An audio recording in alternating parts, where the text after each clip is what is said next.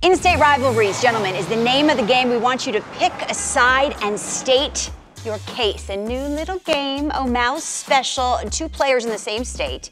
You need to decide. California, first stop along the way. $365 million over 12 for Mookie Betts. Second largest contract to Mike Trout. So, who will hit for a higher average, Trout or Mookie Betts? D-Row, we'll start with you.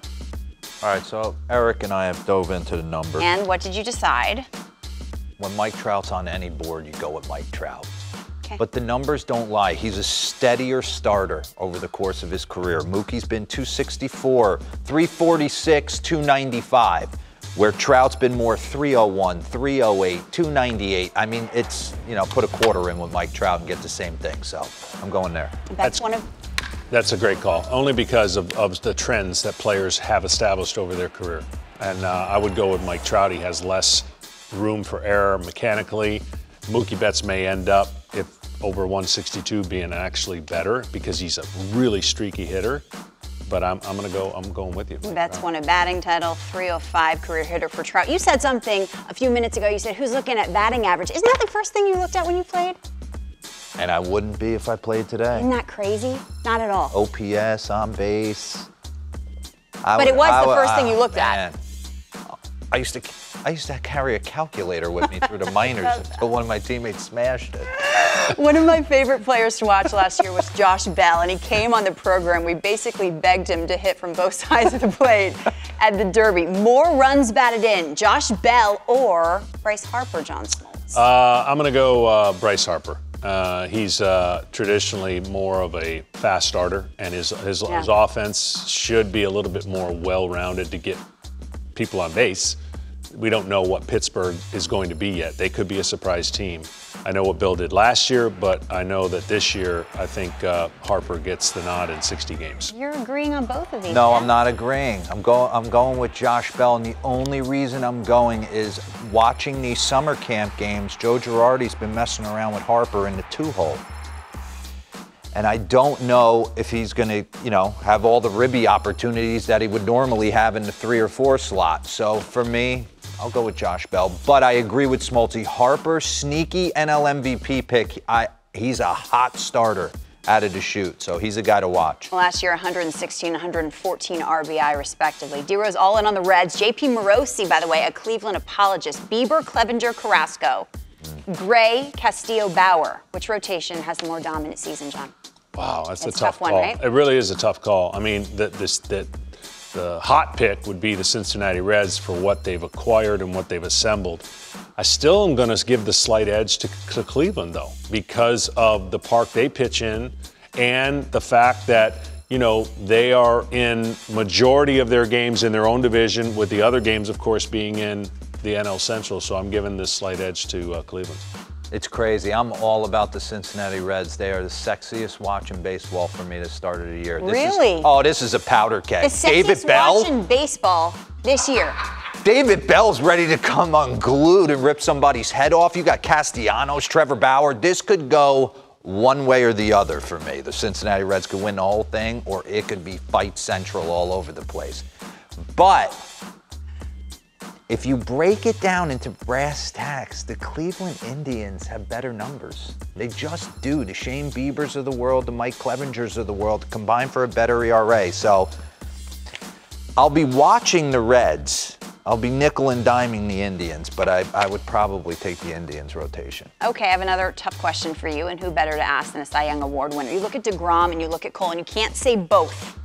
More likely to win Cy Young. DeGrom would be 3 in a row. It would be the first for Garrett Cole. Yeah, I mean, DeGrom is one of my favorite pitchers to watch. I got to go with Cole, though, just because not only this short, dominant time that he'll have with the Yankees offense and the reward system that he's playing under just gratifies an opportunity to be better. What do you mean by that? Well, DeGrom's faced every 1-0, 0 game. I mean, it's hard to keep doing that, is what my point is. I'm not saying he can't, but you asked me to pick between the two. I lean towards the guy that's going to have more freedom to get after it and pitch a little less stressful innings based on the score. I feel all the stress in Garrett Cole. I feel like I don't think so.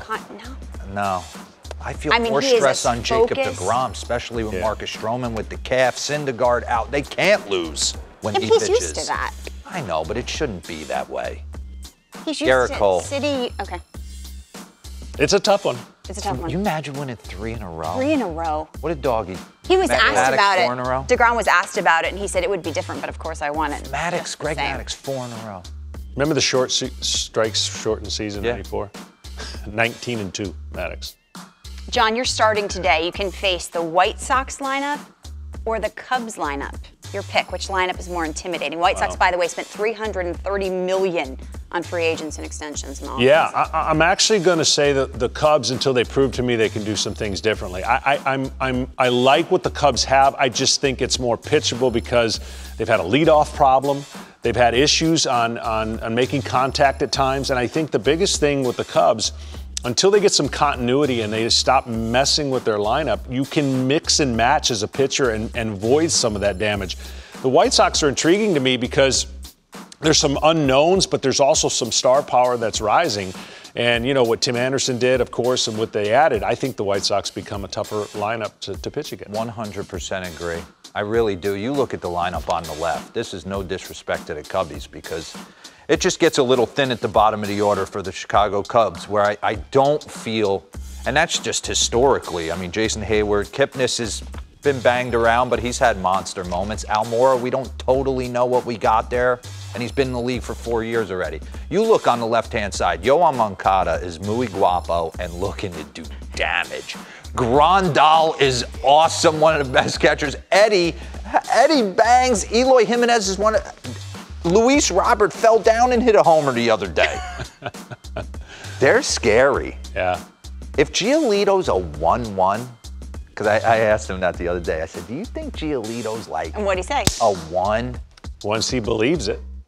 I think there's a transformation for every pitcher that goes through a monster year, but then knows he's got to deliver it again and realize he's reached the next level, so only he can answer that.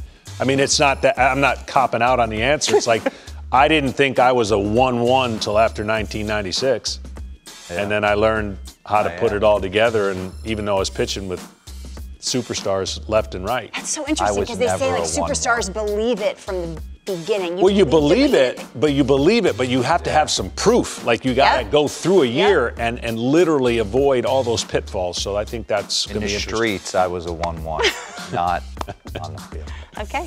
Did you miss us on MLB Central? We've had 3 in the streets comments today. I ask Cy Young questions to a Hall of Famer, John Smoltz. I ask Jersey questions to native of where in New Jersey? Carlstadt. Mark Thomas DeRosso. Yeah. For a New Jersey resident, when you are getting breakfast, you get egg, cheese, and... What do you say? Are you asking me? Yeah. For me, it's Taylor ham. I get it. It says pork roll on the box, but I've only known it as Taylor ham my whole life, so that's what I call it, Taylor ham, egg, and cheese. I don't say pork roll. It doesn't roll off the tongue better, pork roll. He introduced me to it, and so I'm locked in. Taylor ham, egg, and cheese. I never had it until I got here. And your thoughts? It's great. Delicious. Yeah. Todd Frazier, what do you have to say about it? He's a pork roll. For me, it's called pork roll, not Taylor ham, where I'm from. Okay. But what time? Then, what is it? Okay. It's. No one can tell me what it is. The only way I can explain it, it's like in between like a ham and salami. Yeah. But it's like a breakfast meat. That's the only thing I can explain it to. Does it taste like a hot dog?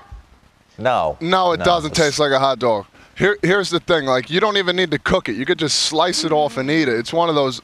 You know, it's just phenomenal. You have to have it. All I could think about when I was watching that is, am I wearing the same dress? T-Frey, you need to come on immediately. Immediately.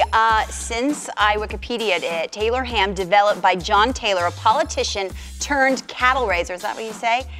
Called it Taylor's Prepared Ham. His whole life dedicated to this product. It's not pork roll. So it's Taylor ham. You know what I'm saying? Settled.